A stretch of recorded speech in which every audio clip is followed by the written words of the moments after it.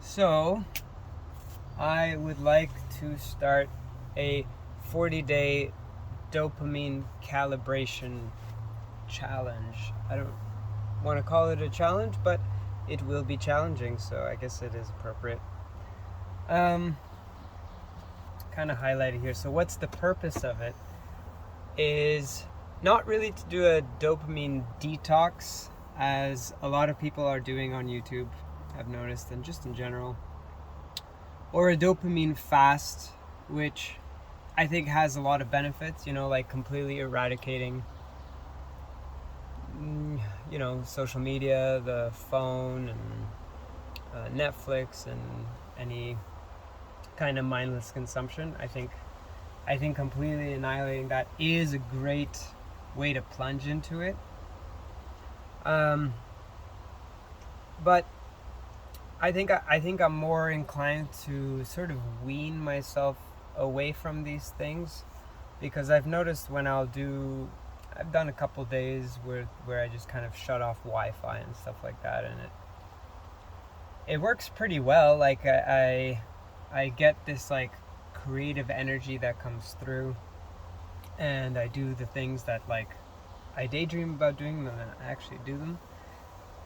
However, when I go right back to it, I just go right back to it. So I think the purpose of like a 40-day dopamine calibration is to understand how I'm kind of hijacking or allowing other things to hijack my dopamine reward centers.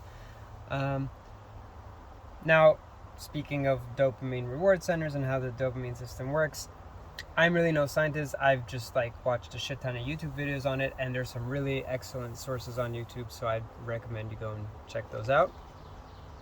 That explain the system really well, and I've got still a lot of learning to do and understanding of how it works. So yeah, the purpose of this is to assess my triggers, my indulges, like when I want to indulge in things, and essentially to mitigate it rather than to just abstain completely. And I might be in moments of abstaining completely. For example, while I was writing this stuff down, I was eating a handful of chocolate chips. That's not good. That's like me kind of like just seeking to feel good while I do this thing. That doesn't really have much reward to it. So mitigate, and then is hopefully replace with something that is a bit more that serves me in a more healthy way rather than potentially destructive way. Now I do think that from time to time, watching a stupid video on YouTube that just makes you laugh is actually a good thing for you. So that's why I'm not on the side of complete like dopamine asceticism kind of thing. Though I think I think having the experience of that is useful. But yeah. Anyway, so replace and stuff like that. So instead of eating these chocolate chips, I could just take a cup of water. However, for example, I know that I am kind of addicted to chocolate as my main sort of junk food type thing, and feel good. Like I think that I eat to either distract myself or just to feel good. I'm feeling a little bit antsy or something, I'll eat some chocolate, which then makes me more antsy later, but because of the stimulation that it provides. But yeah, I'd like to mitigate that, but I don't want to remove chocolate completely. Maybe I'll get to a point where I need to remove it, but at the same time, chocolate does have benefits. It's got iron and magnesium.